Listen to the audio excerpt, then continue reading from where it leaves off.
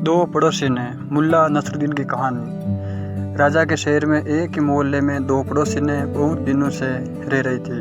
दोनों के स्वभाव में बहुत ही भिन्नता की वजह से दोनों में कभी पड़ती नहीं थी। उनमें एक गुणवती और सरल स्वभाव की थी, परंतु दूसरी खोटी और कालियार थी। उसके मनमुटाव का खास यही कारण था, वे एक दूसरे को सहन नहीं कर पाती थी। कर्कशा स्त्री हमेशा सरल स्वभाव वाली स्त्री की हंसी उड़ाती रहती थी।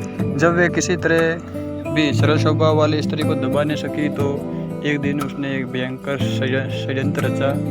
एक दिन उसने अपने छोटे बच्चे को मार डाला और चुपके से उसकी लाश भली औरत के घर में रखाई। फिर वे बोली, रोती हुई बिलखती हुई बादशाह के दरबार में पहुंची। खोजा उस समय बादशाह का सलाहकार बना हुआ था। बादशाह ने खोजा से उनका इंसाफ करने को कहा तो खोजा ने सबसे सरल स्वभाव वाली स्त्री को दरबार में बुलवाया, जिस पर वे उल्टा स्त्री ने अपने बच्चे को मार देने का इल्जाम लगाया था। सरकारी आदेश सुनकर वे सरल व्यक्ति की स्त्री तुरंत दरबार में हाजिर हो गई और स्वयं के इस प्रकार बुलाए जाने का कारण पूछने लगी।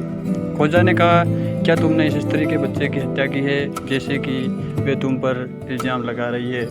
यदि नहीं तो तेरे निर्दोष होने का क्या सबूत है? तुरंत बतला। वे स्त्री बोली, हुजूर, मैं नहीं जानती कि कौन इसके बच्चे की हत्या कर मेरे घर में डाल गया है, मैं बिल्कुल निर्दोष हूँ। तब खोजा ने एक सरकारी नौकर को बुलाकर उसके कान में कुछ कहा, फिर बोला। वे दोनों स्त्रियों की चाल चलन की जांच करना चाहता था। नौकर उस मोहल्ले में पहुंचा, वहाँ दोनों स्त्री रहती थी। पूछताछ करने पर पड़ोसियों ने उसे बताया कि जिस स्त्री पर ये इल्ज़ाम लगाया गया है वे तो बहुत ही भली है। जिसने उस पर इल्ज़ाम लगाया है वे निहायत कर्कशा और भी स्त्री है। नौकर जैसा सुनाया था वैसा हाल खोजा को जाकर बता दिया। तब सच झूठ की पहचान के लिए खोजा ने एक तरकीब निकाली। उसने भली मास स्त्री को बुलाया और पूछा, यदि तुमने सचमुच इस औरत के बच्चे की हत्या नहीं की तो अपना सारा लिबास उतार कर चुपचाप एक और खड़ी हो जा। ये सुनकर वे स्त्री बोली, हुजूर, मैं चाहे कल की जगह आज ही क्यों न मार डाल जाऊँ पर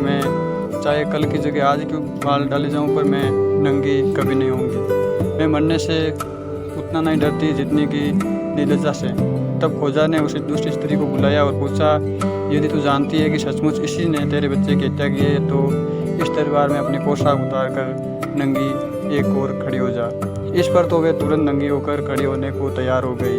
उसे अपनी पोशाक उतारते को तैयार होते देख खोजा को बहुत शर्मिंदगी महसूस हुई। उसने उस स्त्री को अपनी पोशाक उतारने से रोका।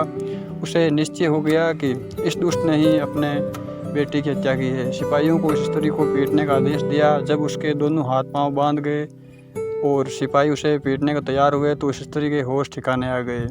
उसने तुरंत अपना गुनाह कबूल कर लिया और बादशाह उस दुष्ट स्त्री की करतूत पर बड़ा रंज हुआ। उसने सुबह कारागार में डाल दिया और नेक स्त्री को पुरस्कार देकर विदा किया।